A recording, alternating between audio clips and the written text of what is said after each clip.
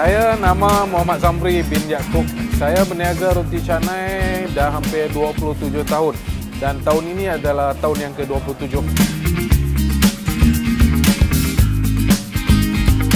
Saya bermula berniaga roti canai pada tahun 1989 apabila ditawarkan oleh seorang kawan saya satu tapak untuk berniaga, iaitu dengan harga sehari RM3 untuk satu tapak, dan di situ saya bermula dengan menunggang basikal sebab waktu itu kita masih ekonomi di tahap yang rendah dan kita belum ada apa-apa.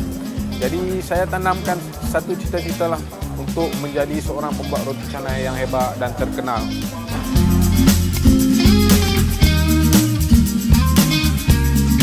Dan selepas saya berniaga hampir 2-3 tahun, saya teringin untuk lari daripada kebiasaan.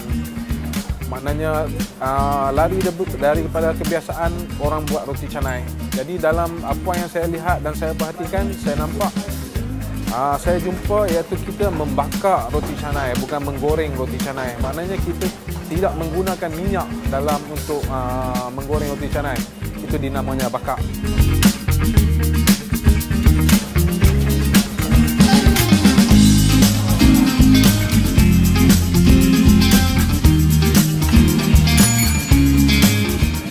Saya menggunakan tepung MFM hampir 2 tahun. Saya memilih MFM kerana saya tengok hasil daripada tepung MFM kita dapat menebak lebih lama. So maknanya bila kita tebak lebih lama, tepung akan lebih nipis. So bila tepung lebih nipis, maknanya tekstur roti canai akan lebih cantik dan roti canai akan lebih lembut.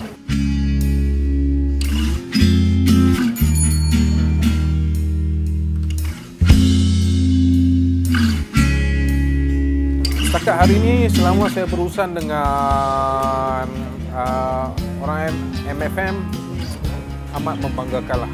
Sebab apa yang kita minta, apa yang kita bagi pendapat, semuanya dibagi perhatian.